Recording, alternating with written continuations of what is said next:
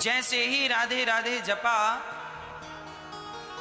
तो भगवान प्रियतम जब सुनते हैं श्याम सुंदर के मेरी प्रियतमा का कोई नाम पुकार रहा है बड़ी श्रद्धा बड़े प्रेम से, तो भगवान अंदर से मक्खन खा रहे थे, दौड़ कर बाहर आए। मोर ने देखा, वाह मैंने वर्षों से कृष्ण कृष्ण जप रहा था, कोई प्रभाव नहीं, और आज पहली बार राधा नाम जपा तो ये बाहर आ गए। मोर नाचने लगा, बोले जिनके कारण इनका दर्शन हुआ है अब चलकर उनका भी दर्शन कर लूं। तो मोर पंख फैलाकर वहां से भागा बरसाने की तरफ, और श्याम सुंदर पीछे पड़ गए। अरे भाई, लगता है मेरी राधा रानी ने कोई संदेशा दिया, पहले सुनाए तो जा। क्या कहा उन्होंने, क्या कहा? मोर कुछ ना बोला, दौड़ पड़ा बरसाने की तरफ। वहां बरसाने में सखियों के साथ श्री राधा रानी आ रही थी, और यहां से मोर जा रहा था। मोर के पीछे कृष्ण, राधा और कृष्ण अब आमने सामने हो गए, और बीच में मोर खड़ा है। मोर ने सामने देखा तो राधा, और पलटकर देखा तो कृष्ण। आज दोनों को एक साथ देकर मोर नृत्य करने लगा, और उसी नृत्य में उसके पंख वहां पर गिर गए, और राधा रानी ने वह पंख उठाकर कृष्ण को दे दिया। लो श्याम सुंदर, पहली मुलाकात की पहली। मैया जी, बात समझ में आ रही है? एक राजा ने अपनी प्रजा में घोषणा करवाई कि कल सुबह 10 बजे से लेकर के शाम को 4 बजे तक मैं अपना राज खजाना सब खोल दूंगा। जो व्यक्ति जिसमें हाथ रख देगा वह वस्तु उसकी हो जाएगी, जो चाहिए ले लेना। सारी प्रजा इकट्ठी हो गई। 10 बजा, राजा सिंहासन पर बैठे हैं, और हीरों के ढेर अलग, सोने के ढेर अलग, चांदी के ढेर अलग, कीमती पैसों का ढेर, जो जिसमें जितना उसके हाथ में आए वो उसका। सब समेटने लगे, जिसके हाथ में जो आया लेके चला। अब एक छोटी सी नन्ही सी बच्ची आई और राजा से कहा कि महाराज, आज यहाँ पर जो भी आप कह रहे हैं क्या सत्य है कि जो जिसमें हाथ रख देगा वो उसका हो जाएगा? हाँ हाँ। तो वो नन्ही सी बच्ची बोली, महाराज, सब लोगों ने आपके सोने पर हाथ रखा तो सोना उनका हो गया, हीरे पर हाथ रखा तो हीरा उनका हो गया, चांदी पर हाथ रखा सो चांदी उनकी, किसी ने हाथी पर, किसी ने घोड़े पर, किसी ने कुछ।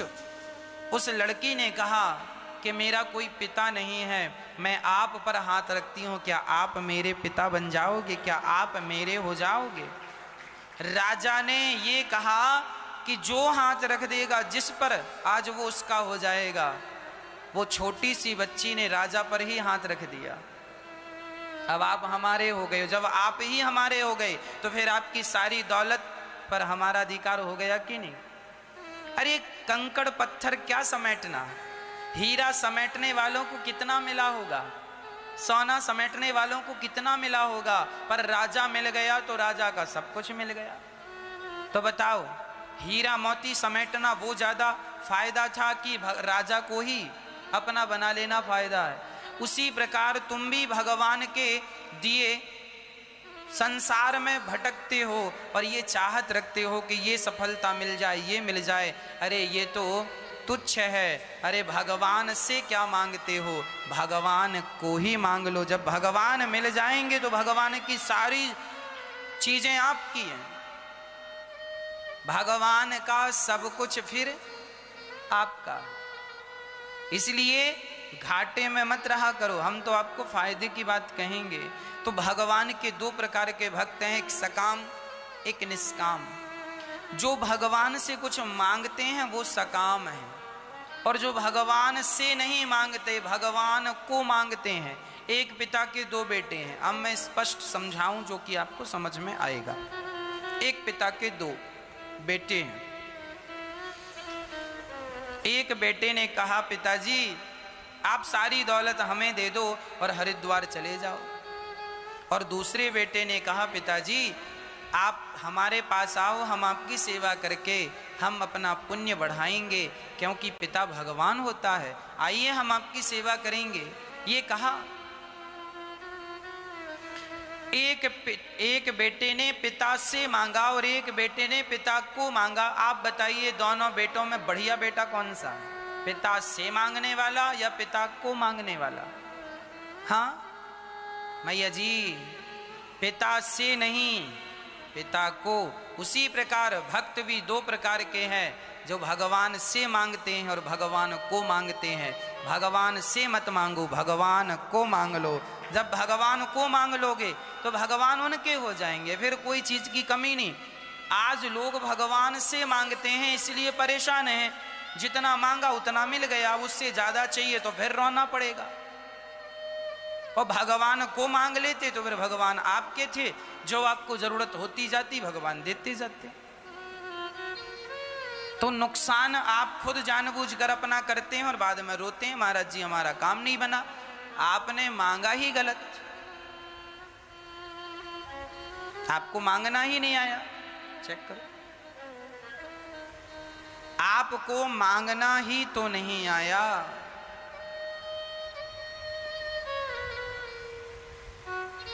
है ना?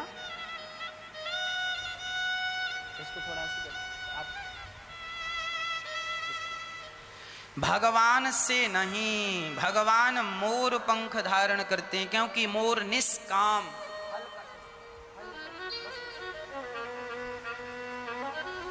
मोर निष्काम है, निष्कपट है। हम भी निष्काम बने, फिर देखो फिर क्या सी कामना है।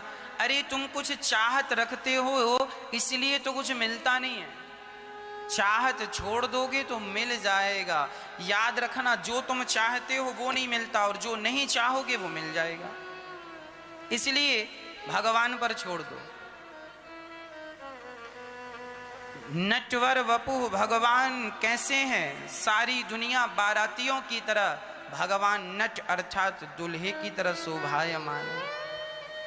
कानों में कनेर का पुष्प है, सुंदर सी वैजंती की माला गले पर धारण भगवान ने कर रखी है, और सुंदर सी भगवान ने अधरों पर बांसुरी रखी, और जब बजाई आनंद आ गया।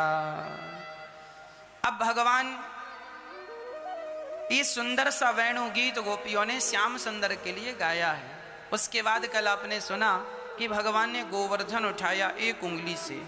अच्छा, भगवान गोवर्धन उठाते हैं एक उंगली से, इसके पीछे का सिद्धांत क्या है? देखिए, भगवान कितने बड़े वैज्ञानिक थे। एक उंगली से बताओ कौन पहाड़ उठा सकता? आज तक विज्ञान ने इतनी तरक्की कर ली, पर क्या आज यहां तक पहुंच सका कि कोई व्यक्ति एक हाथ से पहाड़ उठा ले, एक उंगली से? अर्थात भगवान ने जो कर दिखाया वो अभी सोच भी पाना कठिन है। इसलिए भगवान ही सर्वशक्तिमान है, भगवान के चरणों में ही समर्पण कर देना हम जीव मात्र का कल्याण है, इसी में हम सबकी भलाई है। एक बार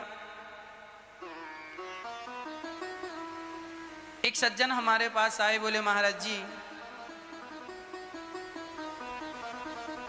ये बताओ आपने भगवान को देखा है? हमने कहा भाई हमने तो देखा है भगवान को, बिल्कुल देखा है, हमने कई बार बिहारी जी को देखा है, यही तो हमारे भगवान है, ये बैठे हमारे भगवान, हमारी माता ही हमारी भगवान है, हमारे पिता ही हमारे भगवान हैं, जगन्नाथ जी को हमने देखा है, ये तो भगवान है, द्वारिकाधीश जी को देखा, यही तो भगवान है। नहीं, बोले महाराज जी ये भगवान नहीं।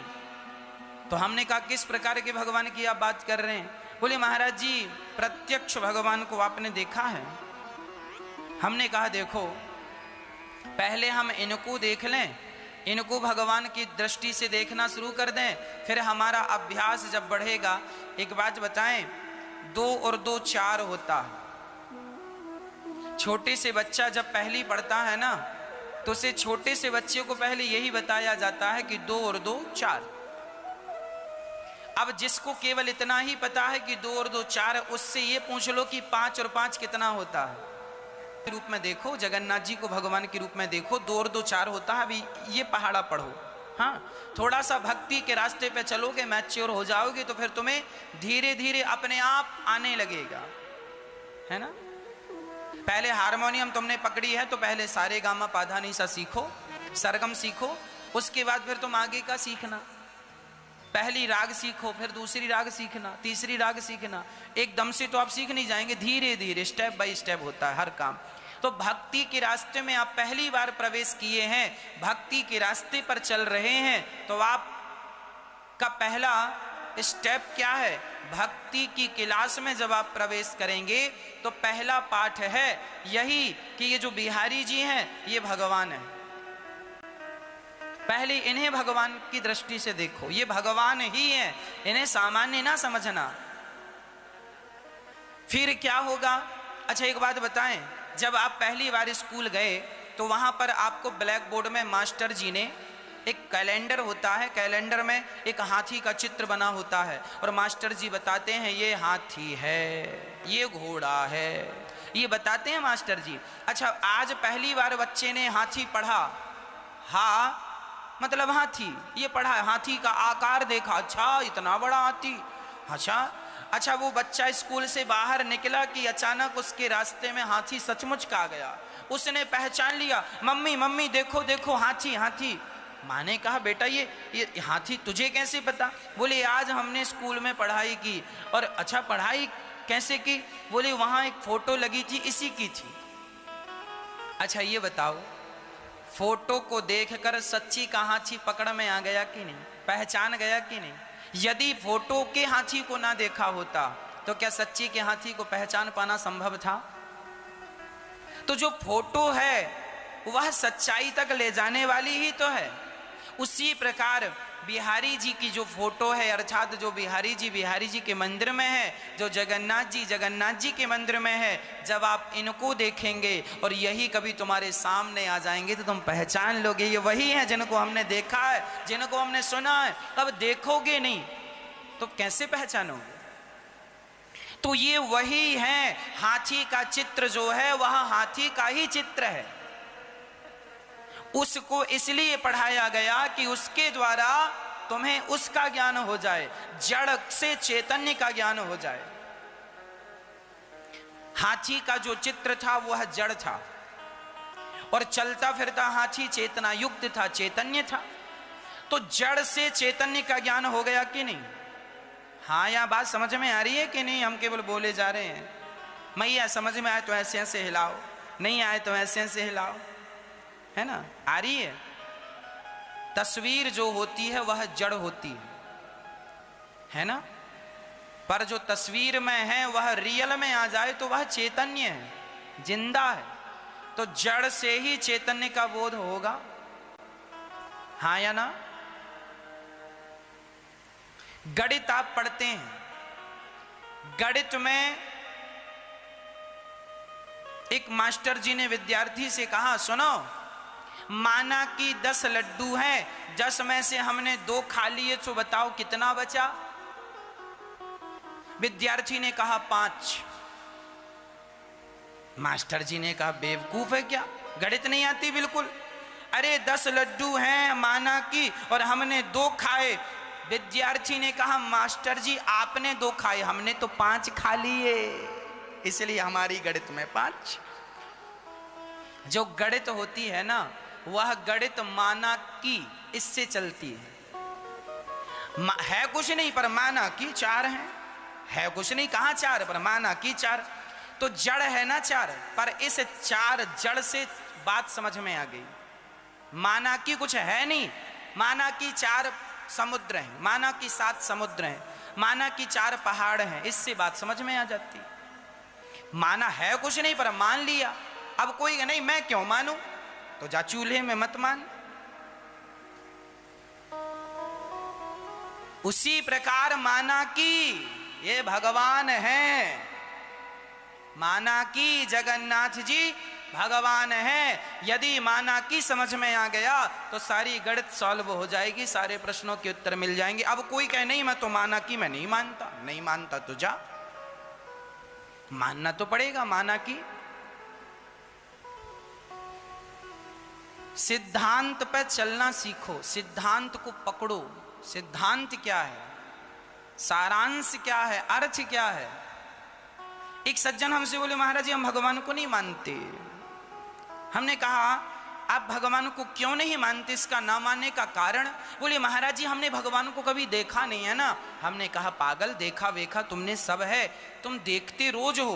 बोली महाराज जी कहाँ देखते हैं? हमने कहा तुम्हारी माँ है कि नहीं? हाँ हाँ है। हमने कहा तुम्हारी माँ भगवान ही है। अरे महाराज जी माँ भगवान कैसे? वो तो हाथ पांव उसके जैसे मेरे वैसे। ना बेटा ये तेरी मानसिकता है कि उसकी भी चमड़ी वैसी है, तेरी भी ना। मान ले वो भगवान है। नहीं महाराज जी मैं नहीं मानता। भगवान यदि हैं तो दिखाओ, प्रूफ करो। यदि प्रूफ कर दोगे तो ये बताइए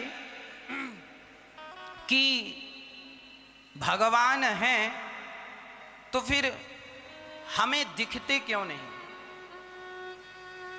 हमने कहा सुन, तुम्हें कभी इस शरीर में कहीं दर्द हुआ है? हाँ महाराज जी अभी कुछ दिन पहले ही कमर में दर्द था। हमने कहा जब दर्द था तो क्या तुमने अपने दर्द को किसी को दिखाया? हाँ डॉक्टर को दिखाया। तो हमने कहा डॉक्टर ने कमर देखी थी कि दर्द देखा था? नहीं महाराज जी कमर देखी थी। तो हमने कहा दर्द देखा था? बोले ना दर्द तो दिखता ही नहीं। हमने कहा भाई जैसे दर्द होता है पर दिखाई नहीं पड़ता, उसी तरह ईश्वर है। जैसे दर्द को आप महसूस तो कर सकते हैं, दर्द है तो उसे क्या करेंगे? महसूस। कांटा लगा है तो दर्द से चिल्लाएंगे, चीखेंगे, पर किसी को बता नहीं सकते। दर्द को महसूस तो किया जा सकता है, दर्द को बतलाया, एक्सप्लेन नहीं किया जा सकता। हाँ या ना? उसी तरह ईश्वर को महसूस किया जा सकता है, उसके द्वारा। कांटे के दर्द को वही महसूस करता है जिसको कांटा लगा है, चुभा है। जिसको चुभा ही नहीं वो क्या महसूस करेगा? जिसने भक्ति की है वही भगवान को भी महसूस कर पाएगा। ये एक महसूस एहसास है। गर्भवती नारी अपने बच्चे को महसूस करती है। अब दूसरी महिला कहे सुनो तुम्हें कुछ हो रहा है? हाँ हो रहा। हमें तो कुछ भी नहीं हो रहा। अरे तुम थोड़ी गर्भवती हो। जो गर्भवती है उसी को तो कुछ महसूस होगा, उसी के पेट में तो उथल पुथल होगी। हाँ या ना? मैया जिसके पेट में बच्चा है, गर्भवती महिला है, वह महसूस करती है बच्चा कभी इस तरफ खिसका, कभी इस तरफ खिसका, यहां लात मारी, यहां लात मारी। मां बोलती है ना बच्चा लात मार रहा। एक एहसास है, एक महसूस करती है मां। और वही तो महसूस कर सकती है जिसके पेट में बच्चा है। अब पड़ोसन कहे मेरे को तो ऐसा कुछ नहीं, तू पागल बना रही है, बेवकूफ बना रही है। अरे तो वो गर्भवती है, तू थोड़ी गर्भवती है। जब तेरे पेट में आएगा तो तू भी समझ लाएगी। उसी तरह जिसके पेट में बच्चा है वही महसूस कर सकती है। उसी प्रकार जिसके हृदय में भगवान है वही लोग महसूस कर सकते हैं। बाकी सब बातें करने के लिए बहुत लोग हैं। जिसके पैरों में विमाई फटी ही नहीं वो पीर पराई क्या जाने। एक आदमी के पांव में विमाई फटी थी, अब वो रो रहा है, बड़ी दर्द है बड़ा। दूसरे की एड़ी बिल्कुल अच्छी, अरे क्या दर्द वर्द लगा रखा, देख मेरी कितनी बढ़िया एड़ी है, कितना बढ़िया। और तेरा ये इतना बड़ा बड़ा, अरे तुम क्या जानो बड़ा दर्द है। अरे काहे का दर्द, मेरी अच्छी। अरे तेरी अच्छी है, उसकी तो फटी है। पैरों में विमाई फटी ही नहीं तो पीर पराई क्या जाने। और जिसने बेटी को जन्म दिया ही नहीं वो बेटी की विदाई क्या जाने। एक बाप रो रहा था अपनी बेटी की विदाई में, तो दूसरा बाप आया जिसकी बेटी नहीं थी, केवल बेटों का बाप था। अब बेटों का बाप आया, बेटी थी नहीं। अब वो समझा, अरे देखो हम तो रोते नहीं हो, तुम रोए जा रहे हो। अरे बेटी विदा हुई है, हाँ अपने घर चली गई, अब तुम इतना रो रहे हो।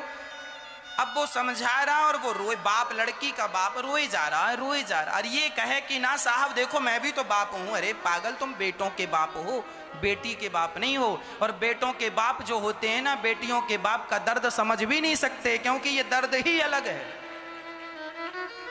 दोनों की फीलिंग अलग अलग है, हाँ या ना।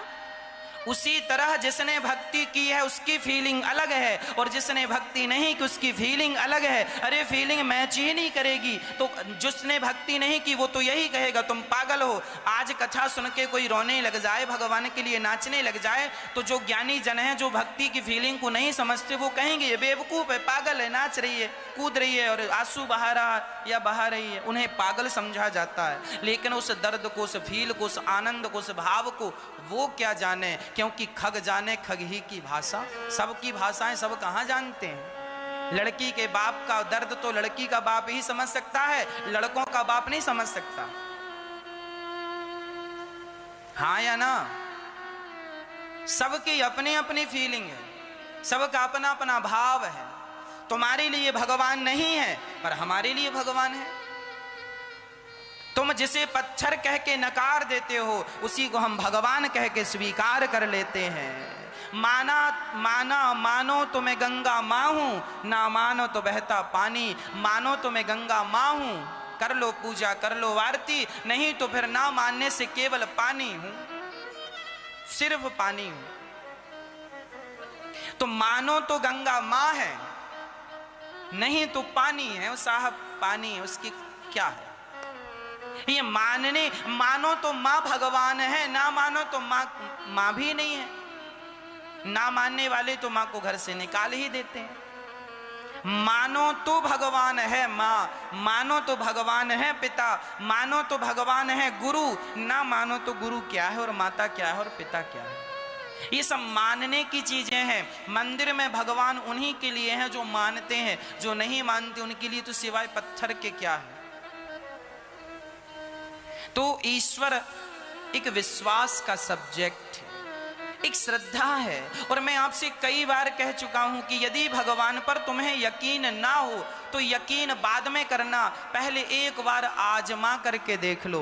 पहले इस्तेमाल करें फिर विश्वास करें। ईश्वर को पहले आजमा लीजिए, आजमा के देख लो। भगवान से कह दो कि प्रभु हम आपको आजमाएंगे, यदि हमारी कसौटी पर आप खरे उतर गए तो आपको मान लेंगे। देख लो फिर भगवान। अरे द्रौपदी ने आजमाया, भरी सभा में साड़ी खिंचने लगी, बुलाया कोई नहीं आया, पति ने हाथ खड़े कर दिया, सिर झुका लिया, अंत में भगवान श्री कृष्ण को बुलाया और उस विपत्ति के समय में आए कि नहीं। तुम भी जीवन में कभी मुसीबत पड़े और सच्चे हृदय से याद कर लेना, यदि आ जाए तो उस दिन से विश्वास शुरू कर देना, और ना आए तो फिर तो कोई बात ही नहीं। एक बार ट्राई कर लेना।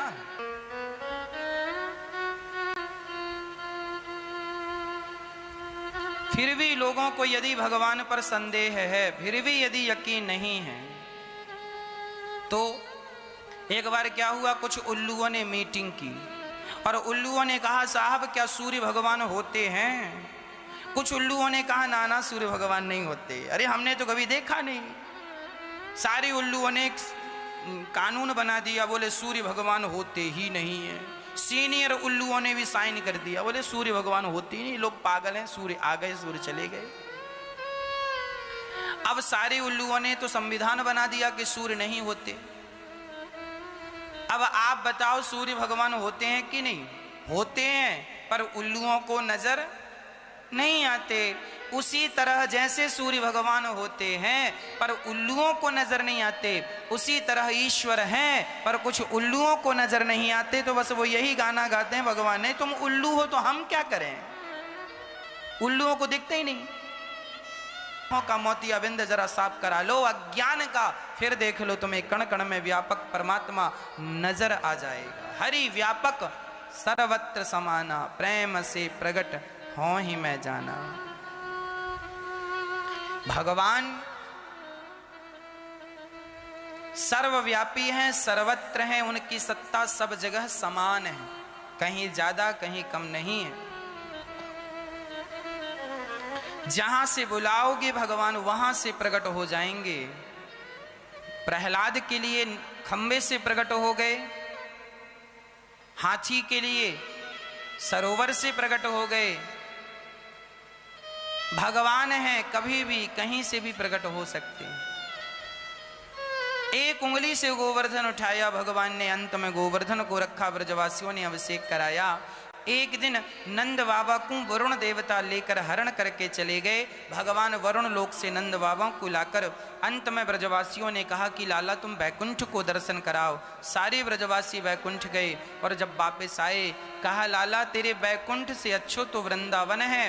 बैकुंठ में भी भगवान इतने सुलभ नहीं है जितनी सुलभता से भगवान वृंदावन में प्राप्त हो जाते हैं, इसलिए वृंदावन की महिमा बैकुंठ से भी श्रेष्ठ है।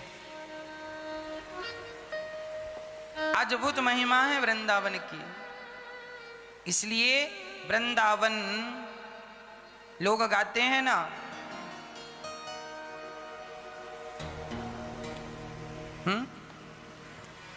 लोग गाया करते हैं वृंदावन धाम अपार, जपे जा राधे राधे राधा अलबेली सरकार, जपे जा राधे राधे।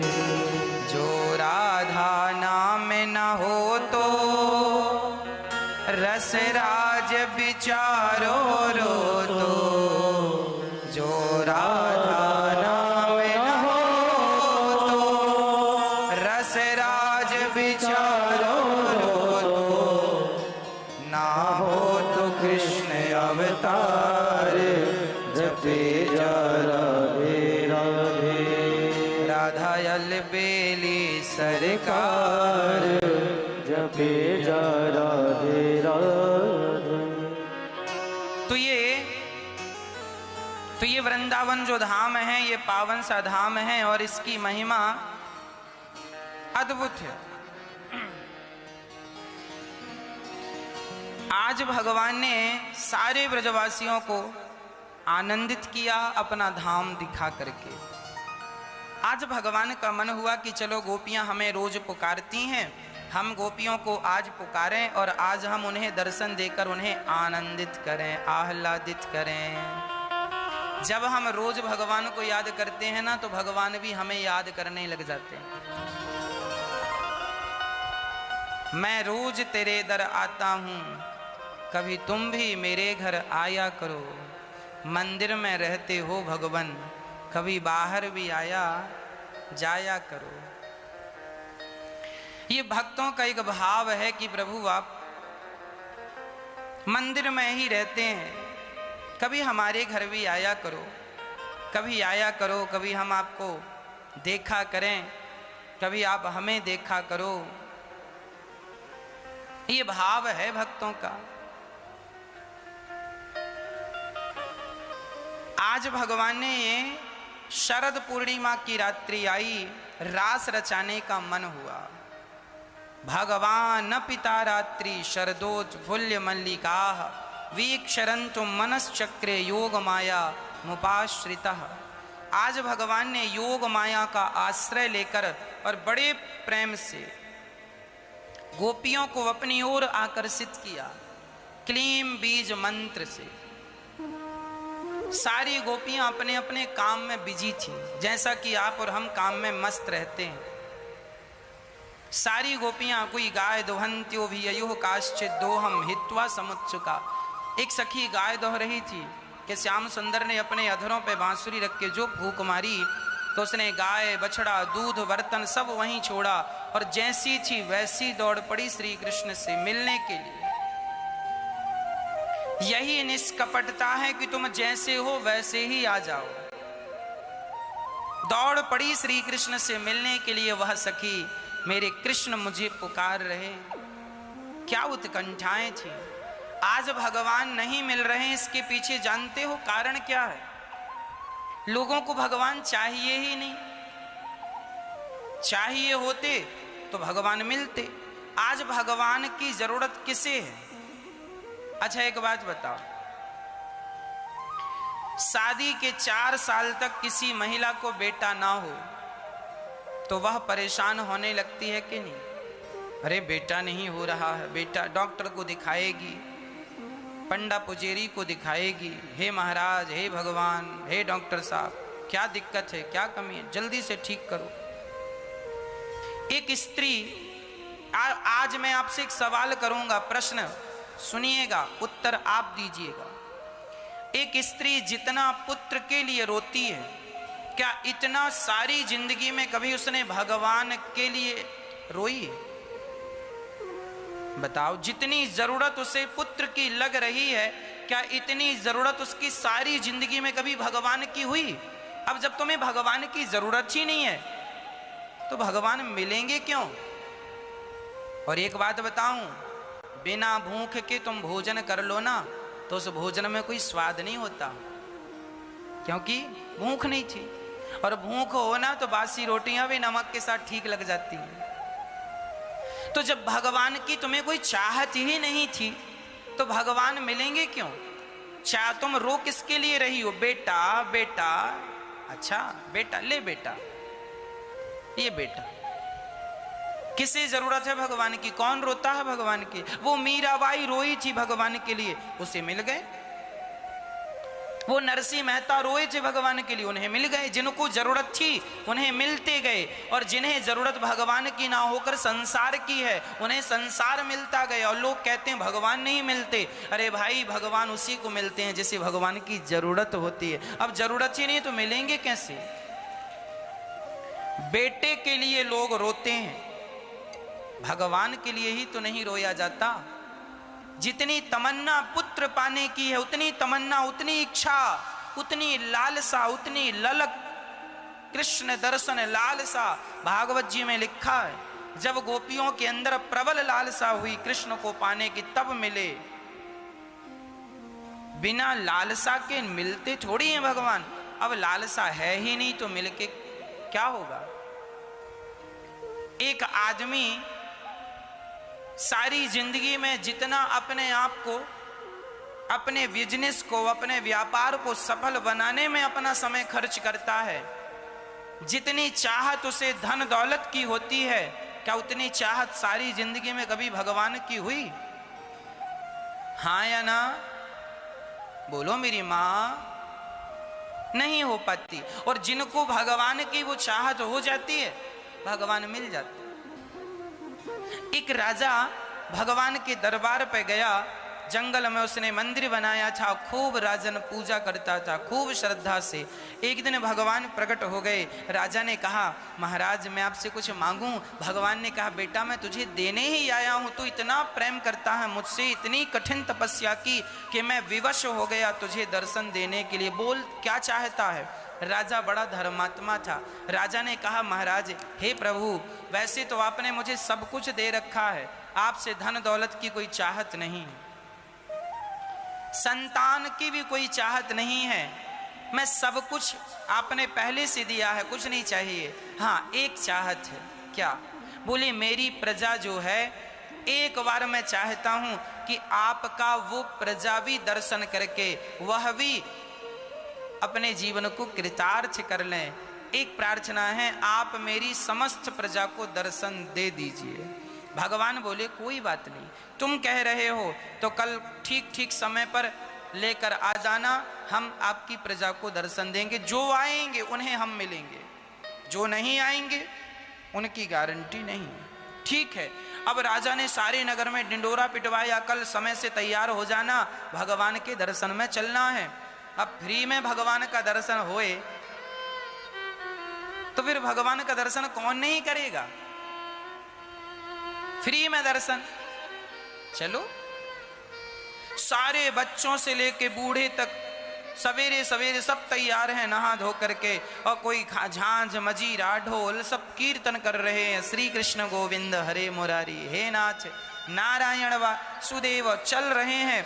अब जैसे ही गांव से बाहर निकले गांव वाले भगवान का दर्शन करने जा रहे हैं, तभी रास्ते में भगवान ने माया रच दी। भगवान ने ऐसी माया रची कि पैसों का ढेर लग गया। अब गांव वाले पैसा देख के पागल, चढ़ गए ढेर के ऊपर। राजा समझा रहे, सुनो भगवान आगे हैं, बस मिल जाएंगे, उनको पालोगे तो ये ढेर वेर तो सब पीछे पीछे चलेंगे।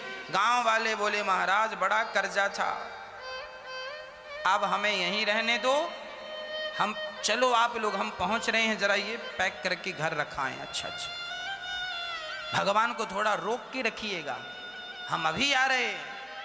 उतरे ही नहीं पैसों के ढेर, सब समेटने लगे, सारे कपड़े उतार उतार के भर रहे हैं, उसमें पोटरी बना बना के ढो रहे हैं घर की तरफ। राजा समझाए पर कुछ समझ में आए, कुछ समझ गए, कुछ लोग बोले नाना हम तो भगवान का दर्शन करने आए, कुछ समझदार थे। 5% लोग उतर गए, 95% यहीं रह गए, सब पैसों के लालची थे, चढ़े हैं ढेर पर। 5% उतर गए, नाना भगवान के लिए आए हैं, भगवान को पाएंगे। अब 5% लोग चले, मतलब 100 में से 5 लोग चले। अब चले,